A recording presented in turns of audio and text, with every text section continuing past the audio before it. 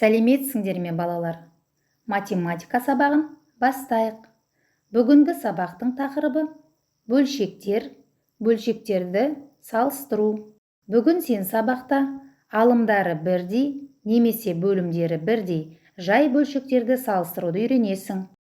Балалар, күн бейнесіндегі сандарды оқыңдар. 74-тен 1, 444-тен 3, 11-ден 5, 5-тен 4, 36-дан 1. Ал енді бүгінгі сабағымыз не туралы болады?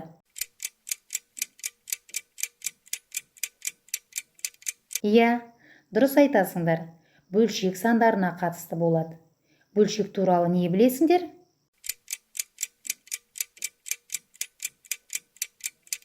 Есіңе түсір. Бөлшектің көмегімен екі натурал санды бөлу нәтижесін көрсетуге болады. Бөлшектің бөлімі n, бүтіннің теңде қанша бөлікке бөлінгенін. Ал бөлшектің алымы m, осындай неше бөлік алынғанын көрсетеді. Алымы мен бөлімін бөліп тұратын сызық бөлшек сызығы деп аталады. Жарайсыңдар балалар, сендер бөлшек ережесін еске түсірдіңдер. Олай болса, мына диаграмма бойынша теңсіздік құрастыр және жаз. Сатып алынған құйылмалы немесе бөтелкедегі су 15%. Бұлақтан, құдықтан, яғни өздері қазған судың пайызы 51%. Әдеттегі краннан алынған су 23%. Краннан, бірақ сүзгіден өткізілген су 11%. Осы мәліметтерді пайдаланып, теңсіздіктерді құр.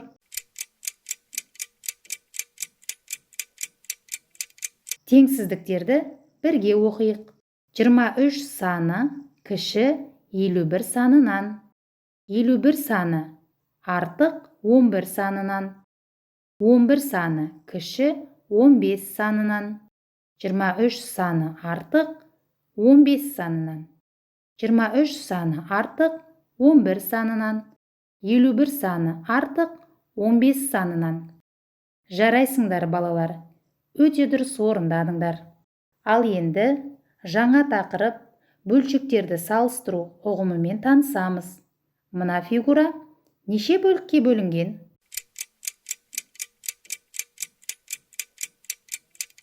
Иә, дұрыс айтасыңдар. Теңдей 4 бөлікке бөлінген. Неше бөлігі боялған?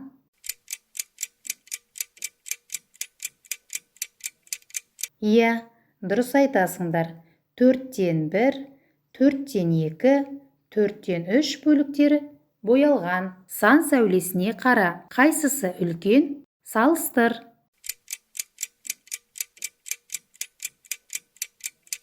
Бөлшектерді салыстыру үшін келесі ережені мұқият тыңда. Есіңде сақта. Бөлімі бірдей екі бөлшектің қайсысының алымы кем болса, сол бөлшек кіші болады. Яғни 4-тен 1 бөлшегі кіші 4-тен 2 бөлшегінен. 4-тен 2 бөлшегі кіші 4-тен 3 бөлшегінен. Балалар, келесі нөмірі 3-ші тапсырмаға назар аударайық. Тік төртбұрыштың боялған және боялмаған бөліктерін көрсететін бөлшектерді жаз.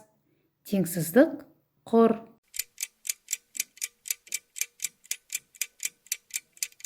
Ал енді балалар, дұрыс жауаппен тексерейік. Боялған бөліктері 18-ден 14, 18-ден 11, 18-ден 10, 18-ден 8.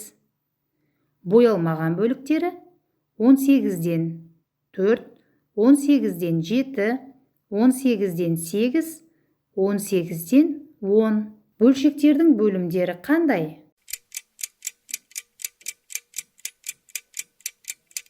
Иә, дұрыс айтасыңдар. Бөлшектердің бөлімдері бірдей. Мұндай бөлшектерді қалай атайды?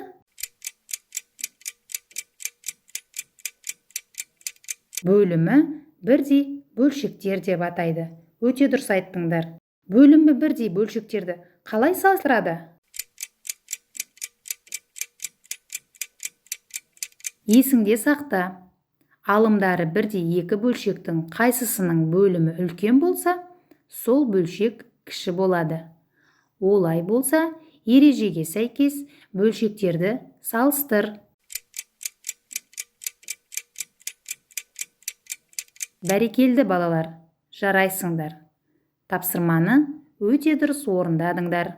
Балалар, әрі қарай оқулығымыздың 97-ші бетіндегі нөмірі 4-ші тапсырмаға назар аударамыз. Дөңгелектердің боялған бөлігін білдіретін бөлшектерді жазып, оларды салыстырамыз.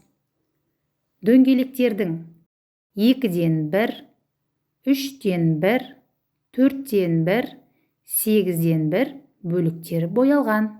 Енді осы бөлшектерге ережені пайдаланып, алымдары 1-2 бөлшектерді салыстырыңдар.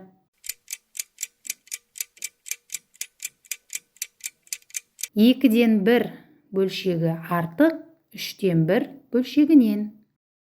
4-ден 1 бөлшегі кіші 3-ден 1 бөлшегінен. 4-ден 1 бөлшегі артық 8-ден 1 бөлшегінен. 8-ден 1 бөлшегі кіші 2-ден 1 бөлшегінен. Жарайсыңдар балалар. Тапсырмаларды мұқият орындадыңдар. Керемет. Балалар, бөлімі бірдей бөлшектерді қалай салыстырады?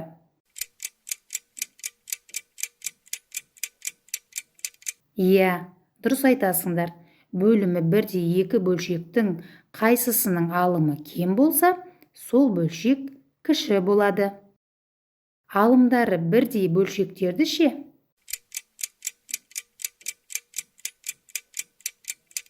Иә, дұрыс айтасыңдар.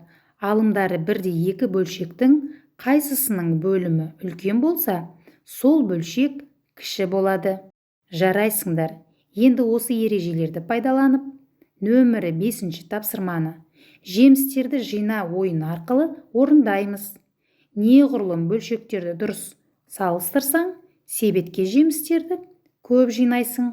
Балалар, бөлшектерді дұрыс салыстыра алдыңдар ма?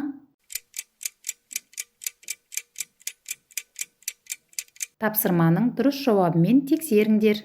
14-тен 2 бөлшегі кіші, 14-тен 12 бөлшегінен.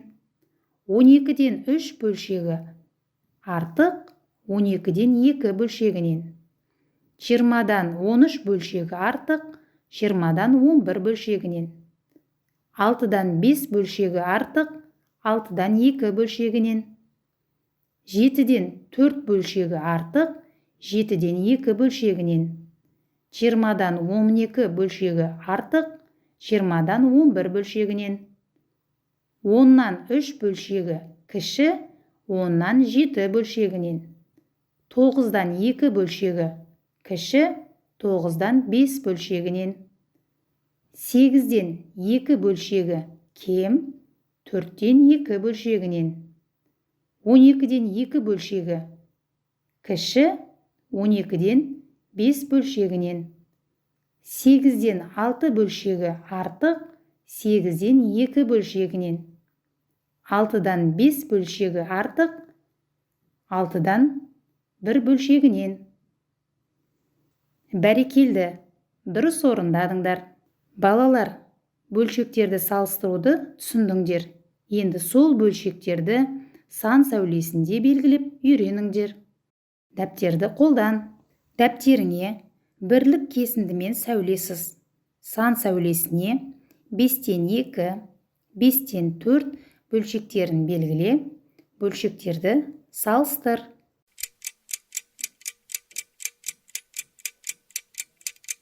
Бәрекелді. Тамаша. Сан сәулесінде бөлшектерді белгілеп, көрсете алдыңдар. Және де 5-тен 2 бөлшегі артық, 5-тен 4 бөлшегі екенін көрсеттіңдер. Балалар, бүгін сабақта мақсатқа жете алдыңдар ма? Тамаша.